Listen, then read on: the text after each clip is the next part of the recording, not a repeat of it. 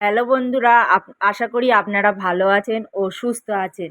তা আমরা এখন কিন্তু বর্ষায় গাছে কোনো পচা লিকুইড ব্যবহার করতে পারছি না। প্রচুর বৃষ্টি হচ্ছে ফল গাছে, ফুল গাছে। তা আজকে আমি একটা লিকুইড বানাচ্ছি। অবশ্যই আপনারা এই ভিডিওটি পুরোপুরি দেখুন, দেখলেই আপনারা বুঝতে পারবেন। তো আমি এখানে নিয়েছি প্রতিটা লিটারের জন্য 1 চামচ করে চায়ের গুঁড়ো। আমি 10 লিটারের জন্য বানিয়েছি।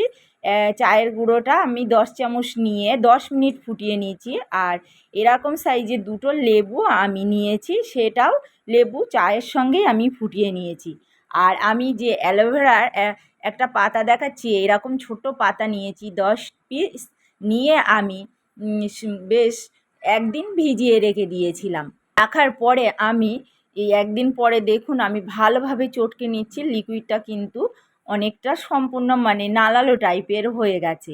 এরপরে আমি নিয়ে নিচ্ছি কালমেঘার পাতা। আর কালমেঘা পাতা আমি নিয়েছি, নিয়ে ভালো করে চটকে নিচ্ছি।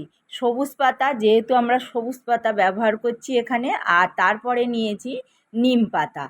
বেশ যতটা আমি নিয়েছি কালমেঘার পাতা, ততটাই নিয়েছি নিম পাতা। নিয়ে আমি এখানে বালতিতে সবগুলো দিয়ে দিচ্ছি। দেওয়ার পরে আমি ভালোভাবে চটকে নেব কিছুক্ষণের জন্য।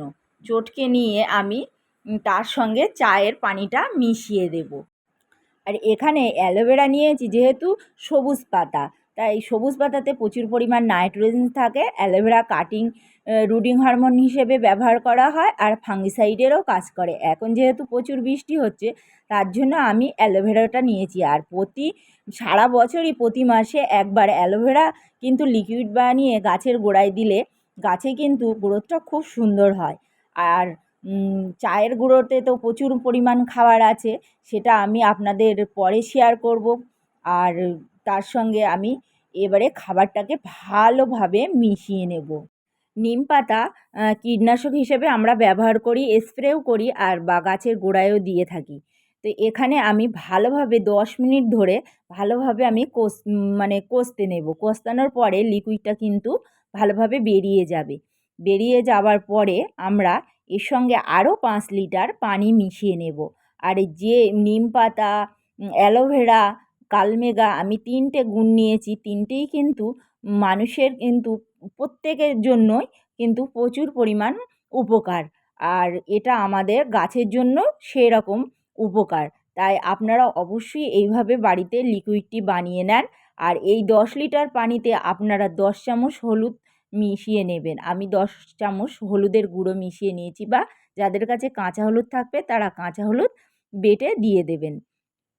তো এটা ভালোভাবে মিশিয়ে নেওয়ার পরে আপনারা গাছে অবশ্যই গাছে ব্যবহার করুন। অল্প অল্প করে গাছে একটু একটু করে দিয়ে দেবেন। আর এখন যেহেতু রোজেরই বৃষ্টি হচ্ছে, তাই বৃষ্টিটা যেদিন থেমে যাবে, সারাদিন বৃষ্টি হবে না, তার পরের দিন আপনারা এই পানিটা অবশ্যই ব্যবহার করবেন। আর যারা এখনও অ্যালোভেরা বসাননি, অবশ্যই অ্যালোভেরা বসিয়ে ফেলুন। আর নিম গাছ বসিয়ে ফেলুন, ছোট্ট চারা কিন্তু পাওয়া যায়।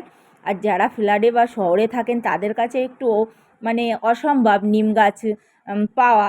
তো আপনারা অনেক সময় নার্সারি থেকেও পেয়ে যাবেন, বা গ্রামে যদি কোনো আত্মীয় স্বজন থাকে, সেখান থেকে অবশ্যই আপনারা একটা ছোট চারা নিয়ে আপনারা ছাদ বাগানে বসিয়ে ফেলুন। নিম গাছ বসানো খুবই উপকার।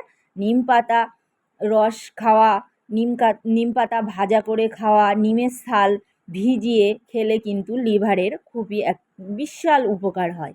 তো আপনারা অবশ্যই ব্যবহার করুন। আর কালমেঘা পাতার তো কোনো মানে গুণটা আমি কি বলবো, কালমেঘা পাতা প্রচুর উপকার লিভারের জন্য।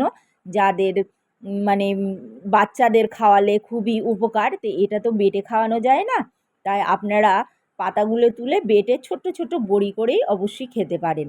তো দেখুন আমি পানিটা খুব অল্প অল্প পরিমাণ দিয়ে দিচ্ছি।